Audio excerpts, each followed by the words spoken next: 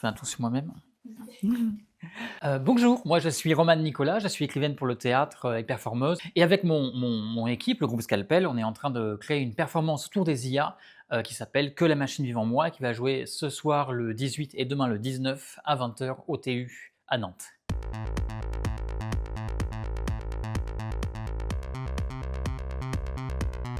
Alors, Que la machine vive en moi, c'est une espèce de performance d'écriture en live et de création de musique en live, en collaboration avec ces intelligences artificielles, qui est en fait une réflexion à la fois critique et politique sur qu'est-ce que c'est que ces machines et quelles sont leurs conséquences, mais également un moyen de comprendre comment on les contourne, comment on s'en sert et comment on peut les détruire. En créant cette performance, on est arrivé assez neuf, naïf concernant les IA, et on était tout à fait fascinés par ce qui se passait. Et puis on a vu ce que c'est devenu, ces outils de guerre, ces outils de renseignement généraux, de surveillance globale.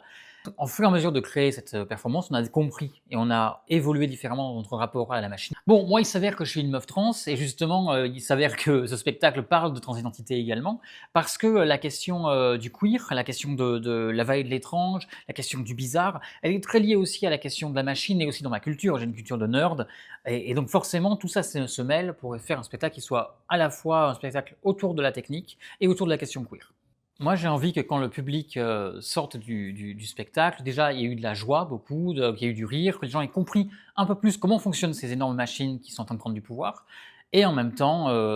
aient eu des espaces de réflexion, de pensée autour du queer, autour de la musique, comment on peut la créer, des enjeux de création, et qu'est-ce que c'est que créer en direct aussi. J'ai envie voilà, qu'ils aient vécu une expérience sensible, principalement.